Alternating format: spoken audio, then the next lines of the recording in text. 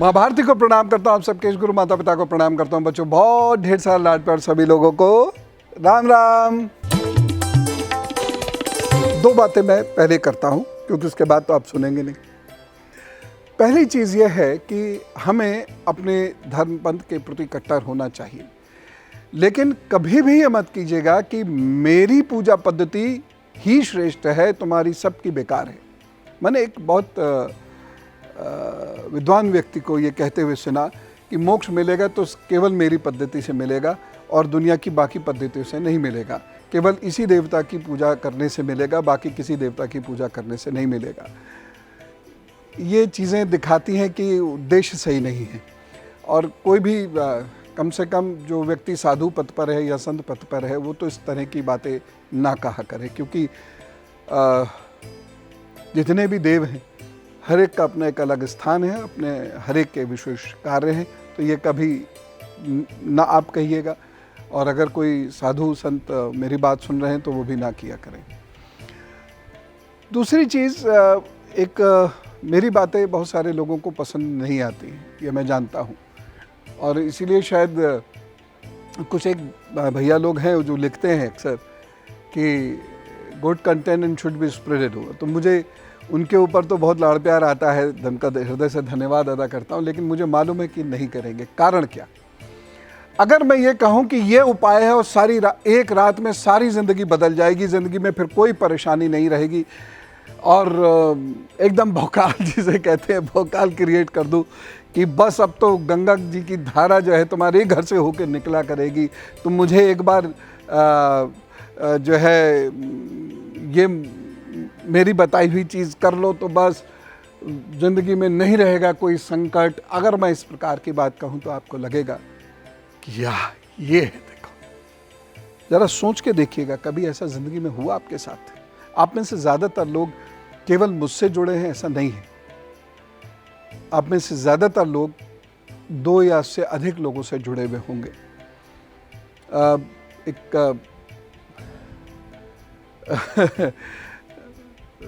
उपाय भी बहुत सारे आप लोगों ने किए होंगे, ज़्यादातर लोगों ने अनेक उपाय किए होंगे, अगर अनेक लोगों को सुना होगा। कभी हुआ ऐसा? मेरे जैसे लोग हमेशा ये कहेंगे ये उपाय है, ये प्रार्थना है, ये कर्म है, ये व्यवहार का परिवर्तन है। कर्म करो, व्यवहार में परिवर्तन करो, ये उपाय करो, और सर्वोच्च है प्रार्थना, वो करते रहो। ये सारी चीज़ें जब इकट्ठी होंगी तब परिवर्तन होना शुरू होगा, और ये परिवर्तन समय लेगा। मैं साफ साफ कह देता हूँ आपको, ये एक दिन का काम नहीं है, ये लंबा समय लेता है। और शायद इसीलिए आपको लगता है कि, हो सकता है ये भी लगता हो कि मुझ में कोई ज्ञान नहीं, मैं कुछ भी नहीं जानता, लेकिन मैंने ऐसा कभी होते हुए नहीं देखा। एक ये उपाय कर लो, फला जगह ये कर दो या जगह ये कर दो, और उसके बाद सारी ज़िंदगी बदल जाएगी। घर में ये लगा दो, सब कुछ बदल जाएगा, सारे घर में सुख शांति हो जाएगी, पैसा ही पैसा आ जाएगा, सारे कर्जे माफ़ हो जाएंगे। ना, कभी भी नहीं होगा। कुंडली का कोई असर ही नहीं रहा। अगर मैं आपके लिए प्रार्थना कर सकता हूँ सहृदयता से, वो एक अलग बात है, लेकिन अगर मैं कहूँ कि ये मैंने मिट्टी उठा के आपको दे दी है, अब आपके घर की, आपके 7 पुश्तों की सारी परेशानियाँ ख़त्म हो जाएंगी, अब आपके सारे कर्जे माफ़ हो जाएंगे। मैं आपको झूठ कह रहा हूँ। एक ऐसा दिलासा देना मैं गलती मानता हूँ जो कार्य हो नहीं सकता है। छत पे खड़ा करके अगर मैं कहूँ तुम कूद जाओ कूद जाओ कूद जाओ, कुछ नहीं होगा। बहुत ऊंचाई से मैं आपको कूदा दूँ तो आपके हाथ पैर ही टूटेंगे, कुछ होगा नहीं। इसलिए शायद आप मुझे पसंद नहीं करते, क्योंकि मैं कर्म करने को कहता हूँ। इसलिए शायद वो अच्छी बातें आप नहीं फैलाते, क्योंकि मैं बहुत ढेर सारे महंगे उपाय नहीं बताता। लेकिन मैं तो ऐसा ही हूँ, पहले भी ऐसे ही था, अब भी ऐसे ही रहूँगा और वैसे ही करूँगा। अब आप समझ जाएं तो अच्छी बात है, नहीं समझे तो जो प्रभु इच्छा। कुछ उपाय ज़िंदगी में ऐसे होते हैं जो कॉन्स्टेंटली आप करते रहें, लेकिन प्रार्थना के साथ, क्योंकि आपको कुछ भी बुरा मिलता है वो इसलिए मिलता है कि आपके संचित बुरे हैं। और संचित आप सोचें कि एक दिन में या एक उपाय से या एक स्नान से काट देंगे, ऐसा नहीं है, बिल्कुल भी ऐसा नहीं होगा। अब बिल्कुल गलत है और 20 साल बाद भी वहीं खड़े मिलेंगे।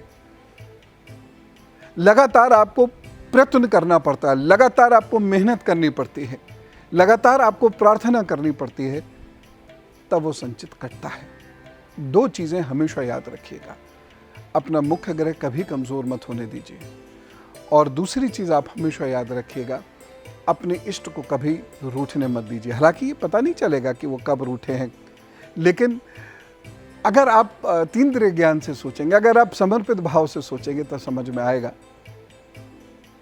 वो कब रूठे हैं। उन्हें मनाने की कोशिश कीजिए, वो मान जाते हैं, लेकिन आपके व्यवहार में बहुत सारा परिवर्तन चाहिए। एक कमेंट में किसी ने पूछा था, पति पत्नी के बीच में बहुत झगड़ा होता है और क्या उपाय करें तो ये झगड़ा ठीक हो जाए। मैंने उनसे कहा, दोनों अहंकार तज दीजिए, आपस में बातचीत कीजिए, थोड़ा खेला कूदा कीजिए। अभी आप लोगों की उम्र ही क्या है, 30-32 साल के हैं, तो कुल्हाचे मारें, भागे दौड़े, मित्रों की तरह बतियावें, ये कोई उपाय है? यही उपाय है। 20 साल बाद भी वहीं खड़े मिलोगे, अदरवाइज कोई अंगूठी पहना के आपके जिंदगी बदल नहीं सकता। मैंने उनको ऐसे कहा, कोई अनुष्ठान उसको बदल नहीं सकता। क्यों? मैंने ऐसा क्यों कहा? एक जगह राहु मंगल, एक जगह मंगल शनि, दोनों की कुंडली में ये योग था। दूसरी चीज, एक का वृश्चिक में चंद्रमा, जो भाव स्पष्ट में भी वही था और नीच का होकर वर्गोत्तम था, और दूसरे का चंद्रमा केतु के साथ था। इतनी डिटेल मुझे याद है, चूँकि मैं वैसे तो कुंडली देखता नहीं, तो मुझे बहुत ज़्यादा याद भी नहीं रहता। अनेक वर्ष हो गए नियमित रूप से तो मैं कुंडली देखता नहीं, लेकिन ये मुझे याद है। और मैंने कहा, ये योग आपके पूर्व जन्म के बहुत बुरे संचितों को दिखा रहे हैं, और जब तक आप इसे ठीक करने की कोशिश नहीं करेंगे, कुछ नहीं होगा। और ये ठीक होगा व्यवहार से। आप लोगों में जो गुस्सा और अहंकार है, जिसे आप स्वाभिमान कह बैठते हैं, जब तक आप उसे ठीक नहीं करेंगे, तब तक चीज़ें समझ में नहीं आएंगी, कोई परिवर्तन नहीं होगा। और समझ में कैसे आएंगी? क्योंकि हम लोग जिस मशीनी युग में जी रहे हैं, दरअसल भाव भूल चुके हैं। हम समझते ही नहीं कि अभिमान और स्वाभिमान में क्या अंतर है, स्वाभिमान के लिए लड़ना और क्रोध, इन दोनों में क्या अंतर है। अब वो चीज़ें कहीं दूर होती चली जा रही हैं। साहित्य चर्चा होती नहीं, शेर व शायरी होती नहीं। अब तो जो हंसना है तो उसके लिए हम टेलीविज़न खोलेंगे, उसमें हंसेंगे। वो तो एक नकली हंसी है, वहाँ रोना भी नकली है, वहाँ हंसना भी नकली है। ज़िंदगी में असली हंसी हंसी ना थोड़ा। मैं ये नहीं कह रहा कि वो प्रोग्राम नहीं देखे, उसमें कुछ तो बहुत मज़ेदार होते हैं, वो तो ज़रूर देखना चाहिए। वो खूब गुदगुदाते हैं, हंसाते हैं। मैं किसी का नाम नहीं लूँगा, लेकिन आपको स्वयं पता ही होगा, मुझसे ज़्यादा ही पता होगा। तो अब ये जो योग बनते हैं, ये योग ऐसे होते हैं कि आप चाहकर भी किसी भी उपाय से इसे परिवर्तित नहीं कर सकते कॉन्स्टेंटली। थोड़े दिनों तक हो जाएगा और उसके बाद फिर वही स्थिति आ जाएगी, फिर थोड़े दिनों हो जाएगा, फिर वही स्थिति आ जाएगी। पति पत्नी, ये देखें कि मंगल दोष कितना है। अगर मंगल दोष ज़्यादा है, और बहुत बार क्या होता है, एक पत्रा खोल के कुंडलियाँ मिला दी जाती हैं, जो बहुत गलत है। ये बहुत निंदनीय कार्य है। कुंडली का हर भाव, हर ग्रह मैच होता है। ये बहुत लेंदी प्रोसीजर है। हम लोग क्या करते हैं, पत्रा खोला, तुम्हारी वृश्चिक राशि, तुम्हारी कर्क राशि, ये नक्षत्र ये मिल गया जी, 22 गुण मिलते हैं, हाँ चलो बैंड बाजा बारात करो। ऐसे थोड़ी होता है। इतना आसान है जिंदगी। गुड़ मिलाना एटलीस्ट इतना आसान नहीं है, जिंदगी तो फिर भी आसान हो सकती है। तो मंगल यदि प्रॉपरली मैच नहीं हुआ है तो ये मान के चलिए पति पत्नी के बीच में 3 प्रकार के संकट रहेंगे। एक असंतोष, चाहे ये शारीरिक असंतोष हो चाहे ये आर्थिक असंतोष हो। दूसरा परस्पर वैमनस्य, कहें भले ही नहीं लेकिन वो वैमनस्य ही होता है। अगर बहन पीली साड़ी में अच्छी लग रही है तो पत्नी भी पीली साड़ी में अच्छी लगनी चाहिए, वो नहीं लगेगी। क्यों? ये क्या बहन आ गई वही साड़ी पहन के, अरे बड़ी अच्छी लग रही भाई, ये क्या बात है? वैमनस्य, वो वैमनस्य रहता है। ऐसा नहीं कि आपको पीला रंग पसंद नहीं है लेकिन पत्नी पसंद नहीं है तो लिहाजा हर बात उसकी आप गलत कहेंगे। मित्र के यहाँ गई हैं, वहाँ अगर आपको तेज़ नमक का भोजन मिल गया है कोई फ़र्क नहीं पड़ता, लेकिन घर में अगर आप हैं और वहाँ तेज़ नमक का भोजन करना पड़ जाए तो झगड़ा तय है। स्त्री पुरुष दोनों में ये दिक्कतें होती हैं। और ये योग ख़त्म कैसे होता है ये सुनो आप। अनेक वर्षों तक उपाय करने पड़ते हैं, अनेक वर्षों तक। विवाह के 18 महीने एकदम मॉरेटोरियम जैसे होता है ना, फाइनेंशियल मॉरेटोरियम, जो एक बार मजबूरी में हमारे पूर्व प्रधानमंत्री श्री मनमोहन सिंह जी ने भी, डॉक्टर मनमोहन सिंह जी ने भी मांगा था। चुप्पी एकदम, रिएक्ट नहीं करेंगे, गलत करेंगे भी रिएक्ट तो हंस देंगे। एक बार ये चीज़ अपने अंदर लानी पड़ेगी, क्योंकि जो सबसे, और ये बात मैं सामने अगर कोई आ जाए मैं कहने में झिझक जाऊंगा, लेकिन ये सबसे बढ़िया माध्यम है मेरे लिए, मैं साफ बात कह दे सकता हूँ। रिएक्ट करते हैं हम, चाहे वो सास हो चाहे बहू हो, दोनों ही। रिस्पॉन्सिबिलिटी तो गलत तो कोई भी हो सकता है, ससुर हो दामाद हो, XYZ ABCD सब, कोई भी व्यक्ति गलती कर सकता है।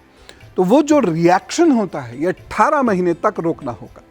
इस रिएक्शन को हंसी में टालने की कोशिश कीजिए। मान के चलिए कोई पूर्व जन्म के दंड मिल रहे हैं तो चीज़ें काटने में आसानी हो जाएगी। मैं ये नहीं कह रहा स्वाभिमान तज दीजिए, लेकिन अभिमान और स्वाभिमान में ये फ़र्क ज़रूर कीजिए। अब कैसे फ़र्क होगा ये आपके विवेक पर निर्भर करता है, आप क्या सोचते हैं, क्योंकि हर व्यक्ति को केवल अपनी बात अच्छी लगती है। अगर ऐसी स्थिति है तो थोड़ा सा आप सुधर जाइए। खैर, तो ये एडजस्टमेंट तो करना पड़ेगा। ये मैं कॉम्प्रोमाइज़ वर्ड का इस्तेमाल नहीं कह रहा हूँ, एडजस्टमेंट ज़िंदगी में बहुत ज़रूरी होता है। सब लोग करते हैं, लड़के भी करते हैं, लड़कियाँ भी करती हैं, और लड़कियों को भी उतना ही करना चाहिए जितना लड़के करते हैं।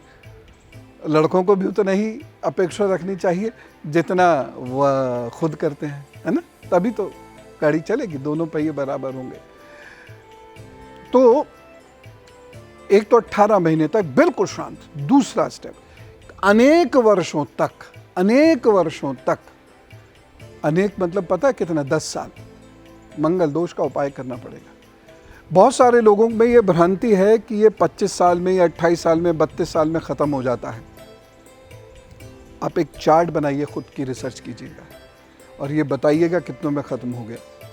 मंगल दोष की बात कर रहा हूँ, मंगली तो ऐसे 70% लोग लगभग होते ही हैं, उसकी कोई ज़्यादा टेंशन। मंगल दोष यानी जब मंगल सप्तम अष्टम को प्रभावित कर रहा है, या जब शनि सप्तम अष्टम को प्रभावित कर रहा है, या जब राहु सप्तम अष्टम को प्रभावित कर रहा है।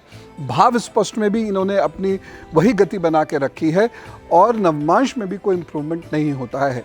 तो और ऐसे में अगर दशाएं आ जाएं तो समझ लीजिए एक बड़ा कांड। तो इसलिए 10 साल उपाय करना है। अब उपाय क्या करना है? हंसना है। ठाका लगा के हंसने से मंगल के बहुत सारे दोष दूर होने लगते हैं। अब आप कहेंगे कि ये कोई आप तो ऐसा उपाय बताओ सारे दोष एक दिन में कट जाएं।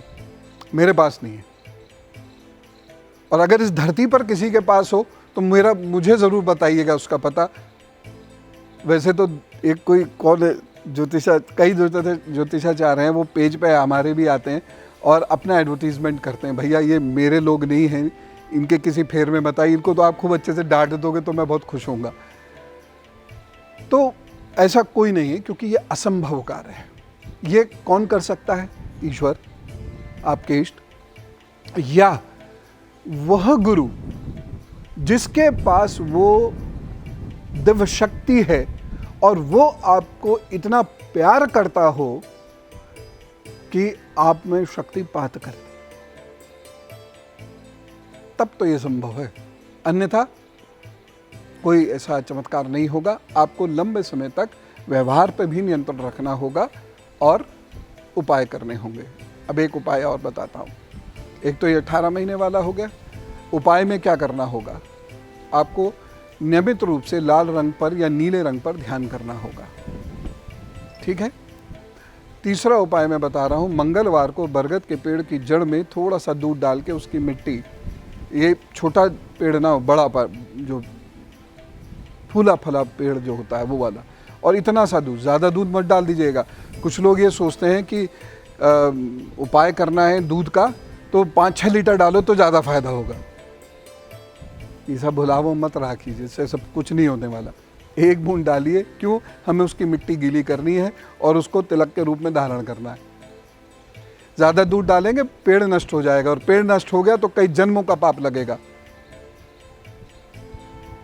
तो वो जो गीली हुई मिट्टी है उसे ले आइए और पति पत्नी दोनों मिट्टी लगा लिया करें। शाम के बाद जब भी घर में रहें उतनी देर वो लगा रखें।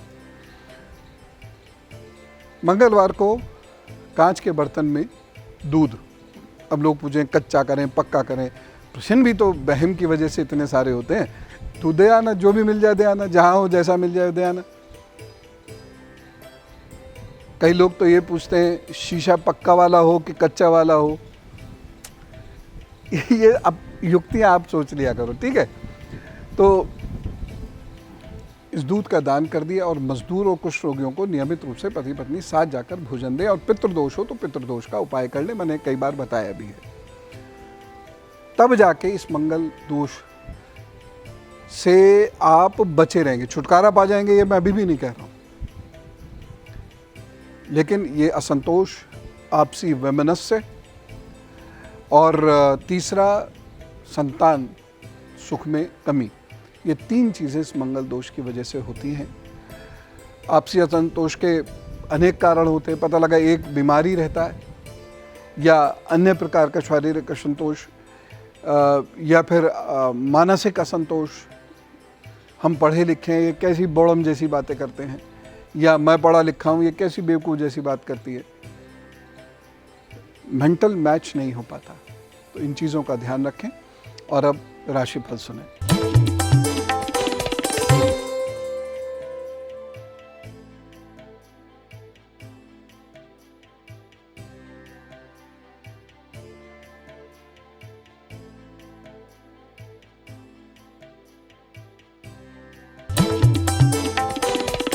मेष राशि की अच्छी स्थिति है शाम तक, इसलिए महत्वपूर्ण डिसीजन लेने, महत्वपूर्ण काम करने शाम को कीजिएगा।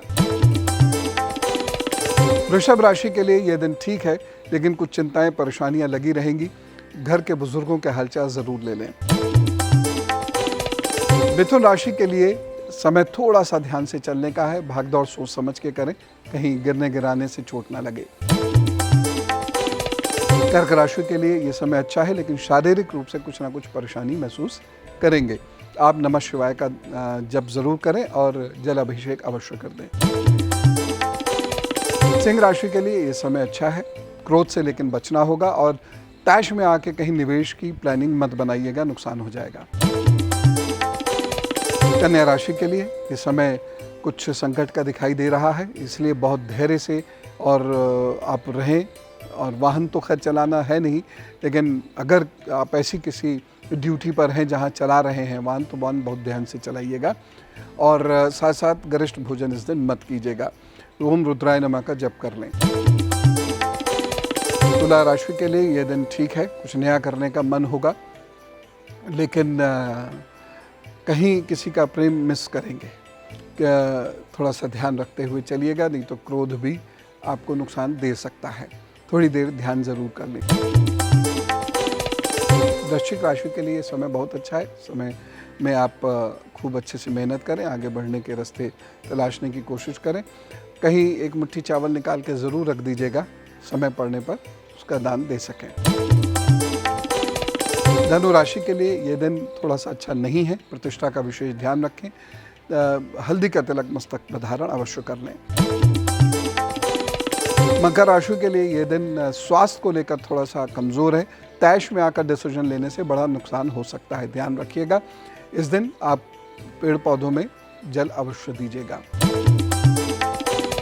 कुंभ राशि के लिए ये समय काफ़ी अच्छा है, मेहनत से ज़रूर आपको काम करना है इस दिन, लेकिन भाग्य पक्ष मदद करने वाला है। मीन राशि के लिए ये दिन अच्छा है, थोड़ा आराम ज़्यादा कीजिएगा, लेकिन आपके द्वारा किए गए कार्यों के लिए आपको विशेष लाभ आगे जाकर मिलेगा, तो इस दिन आप कोई नया कार्य भी सोच सकते हैं या प्लान कर सकते हैं। अब उनकी बात करते हैं जिनका है आज हैप्पी बर्थडे, तो जिनका भी जन्मदिन है, जन्मदिन की ढेर सारी शुभकामनाएं। आपके आगे आने वाले 12 महीने बहुत ध्यान से चलने वाले हैं। स्वास्थ्य की दृष्टि से और संबंधों की दृष्टि से ये समय बहुत कमज़ोर है, इसका ध्यान ज़रूर रखिएगा। बाकी तो चिंता करने की ज़रूरत ही नहीं है, आगे बढ़िए। जितनी यात्राएं करेंगे या स्थानांतरण लेंगे या घर आदि परिवर्तन करेंगे, लाभ होगा आपको। चांदी की एक चेन माताजी या बड़ी बहन के हाथ से आप ज़रूर पहन लीजिएगा, और हर सोमवार और बुधवार के दिन आप गौ माता की किसी भी रूप में सेवा करनी ही करनी, ऐसा नियम बना लीजिएगा। मान लीजिए आप ऐसी जगह पर रहते हैं जहाँ पर ये नहीं कर सकते आप, तो किसी ऐसी जगह जहाँ गौ माता की सेवा होती है वहाँ पर धनराशि दे दीजिएगा कि भाई सोमवार को बुधवार को हमारी ओर से इनको चारा रोटी जो भी वहाँ गौपालक को ठीक लगेगा वो कर दिया करेगा। तो इस तरीके से आप अपना ये 12 महीनों का समय बिताइए। आपके लिए जुलाई, अगस्त, नवंबर और फरवरी ये बहुत महत्वपूर्ण समय है, इसका विशेष रूप से ख्याल रखिएगा और इसमें महत्वपूर्ण निर्णय लेकर अच्छे काम करने की कोशिश कीजिएगा। ठीक है, ऑल द बेस्ट। तो चलता हूँ, और जो मैंने आज बातें आपको बताई हैं ज़रा इस पर ध्यान दें। थोड़े क्रांतिकारी विचार मेरे हो जाते हैं कभी कभी लेकिन उस पर नाराज़ ना होइएगा, सोचिएगा। हाँ, अगर किसी चीज़ से आप इत्तेफाक नहीं रखते हैं तो सौम्यता के साथ, जैसे एक विवेकवान व्यक्ति को बात करनी चाहिए, ऐसे बिल्कुल आप कर सकते हैं। आप खुश रहिएगा। सर्वे भवन्तु सुखिनः, सर्वे सन्तु निरामया, सर्वे भद्राणि पश्यन्तु, मा कश्चित् दुःखभाग् भवेत्। राम राम, नमस्कार, भारत माता की जय।